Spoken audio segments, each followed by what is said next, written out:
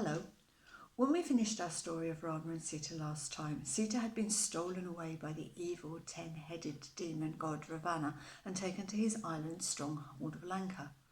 And now we're going to carry on with the story from there. A few hours after Sita had been taken, Rama and Lakshman returned to the clearing. They were surprised not to find Sita waiting for them, but they were not particularly worried. But as the afternoon wore on, they became more and more concerned.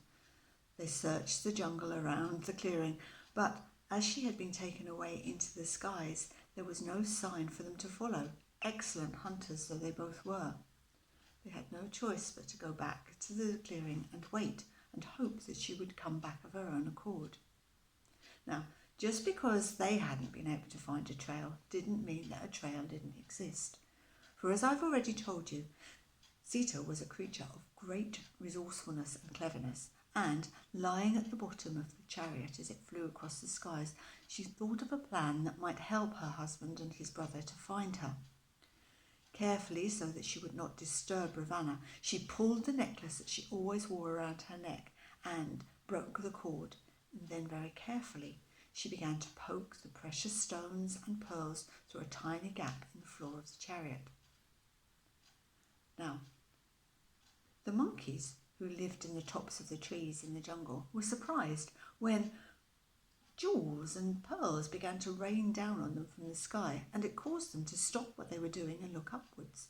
And so, all the way across his route through the forest, little monkeys were holding precious stones and knowing exactly where he had gone.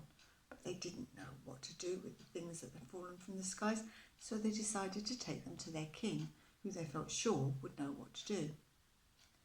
Back in the clearing, men who lived in the forest had also heard that Sita had disappeared, and they began to appear and offer their services, trying to help Rama and Lakshman to search for her.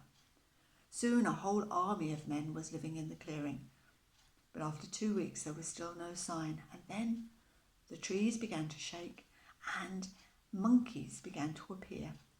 In every tree for miles around there was a monkey. Big monkeys, small monkeys, monkeys with huge noses, monkeys with strange stripes, monkeys of every size and colour you can imagine. And into the clearing strode the strangest looking monkey of them all. He was as tall as a man, and he walked upright like a prince. He wore fine clothes and a golden circlet around his brow, and he was holding on to a stick that was carved into the most amazing shapes. This was Hanuman, the monkey god, and he walked straight up to Rama and opened his paw, showing him the precious stones and jewels that were sitting there.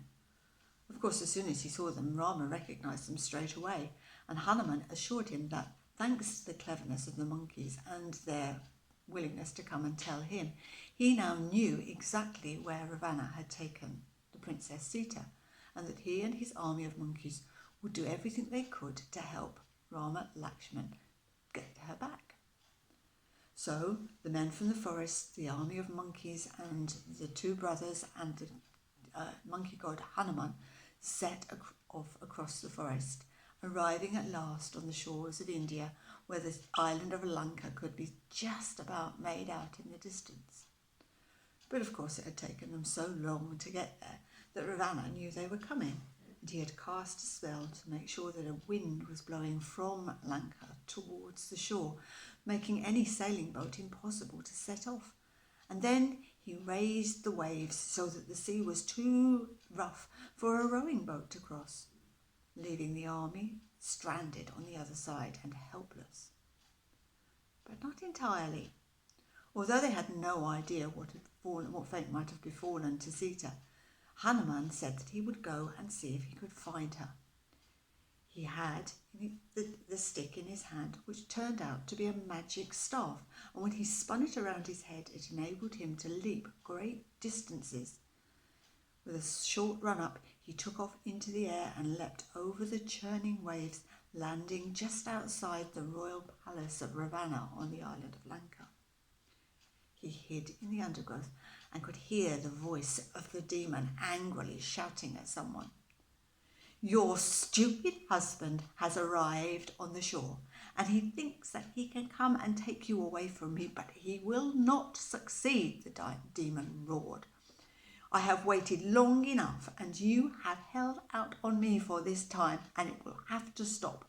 I have left you everything you need to prepare yourself, and tomorrow I shall come and we will be married, whether you want it or not. And he turned, and with his evil faces sneering, he headed away back towards his palace. Hanuman made his way round the wall and into the enclosure. There was a small house in the corner, and there, pacing backwards and forwards along the veranda, was Sita. She didn't look sad, just very, very cross, and he could see that she was desperately trying to think of something to get her out of her predicament. He went up and bowed very low, and when she saw him, she demanded to know what he and her husband planned to do to rescue her.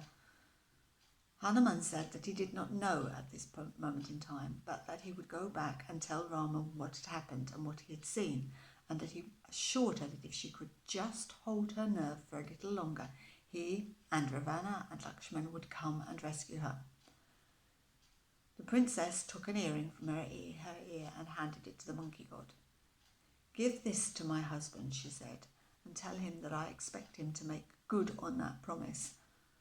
I do not wish to marry a demon, and I want him to come and rescue me before sunset tomorrow. Hanuman once again swung the staff around his head and leapt up into the air. He flew again over the sea and landed on the shore of mainland India, where Rama was waiting for him. He took the earring and gazed across the sea, his face a mask of despair. What shall we do? How can we rescue her? But Hanuman had an idea which he told Rama. Then, in his loud monkey voice, he began to call out to the monkeys, and soon men and monkeys both were gathering piles of rocks on the shoreline and hurtling them into the ocean. At last, a pile of rocks rose above the foam, and then a small group of monkeys broke away and did the most amazing thing. They began to climb over each other, entwining themselves, holding on to their tails and their hands as they rose up and formed a bridge of monkeys that leapt out over the sea and landed on the pile of rocks. And the bridge of monkeys was so strong that more monkeys and men could now cross over it with more rocks, which they hurled into the distance, making another pile of rocks appear, so that a second span of their bridge could be made. And so they went on all night, until at last a bridge made entirely out of monkeys, how amazing is that, stretched from the shores of India all the way to the beaches of Lanka. In the morning when he woke, Ravana realised that a bridge had been built, and he set about defending his island. He called on his army of demons, and then he himself, picking up 2 of his sharpest swords, went to stand on the shoreline with them. A few hours later, Rama, Lakshman, Hanuman, and the army of men and monkeys arrived on the island of Lanka, and the fighting began. It was fierce and bloody, and many demons, many monkeys, and many men lay scattered dead by the time the afternoon sun rose over them. But there was nobody who could kill Ravana. It seemed that he was invincible. Indeed, anyone who cut off any part of his body had to watch as 2 more heads, 2 more arms grew in its place. Rama was despairing that he would ever be able to kill the demon and rescue his wife. And that's when Lakshman nudged him. "You're a hunter, Rama," he said. "There are other ways to kill animals apart from fighting them with a sword. Use your bow."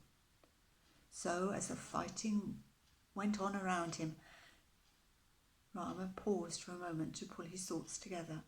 Then he took an arrow from the quiver on his back and notched it into his bow, and kneeling down, he pointed it towards the demon. He pulled back the string, and with a thwack, an arrow shot itself out of and across the fighting armies and landed in the chest of the demon. He grabbed at it, but it was too late. One by one, the eyes on his 10, and now many more heads began to close, and the demon fell dead. Well, with the demon gone, the other members of his army began to panic, and they ran off into the forest. Rama went and found Sita, and he and Lakshman put her into the chariot and rode back across the bridge of monkeys to mainland India. When they got there, there was a message awaiting them from his father, the king. It turned out that his brother had gone to his father and told him he did not wish to become king when he died. He wanted Rama and Sita to come back, and he would be quite happy for his mother to be sent away into a castle and kept there, away from everyone forever. So Rama and Sita made their way back towards the palace. It took them many days. But in the palace, everyone was very, very excited. They looked out over the walls each day, looking and hoping to find a sign that Sita and Rama were returning. And at night, so that they would be able to find their way in the darkness, they took the tiny little rushlights that they kept in their homes and lined them up along the walls. And so it was that at last Rama and Sita saw up ahead of the palace a light with tiny little lamps glowing in the dark, and they went home. Now, I would like to say that they lived happily ever after. They certainly had many more adventures, but those are for another day. But to this day, Hindus still put out tiny little lamps called Diva lamps in remembrance of that journey. And that is the story of Rama and Sita.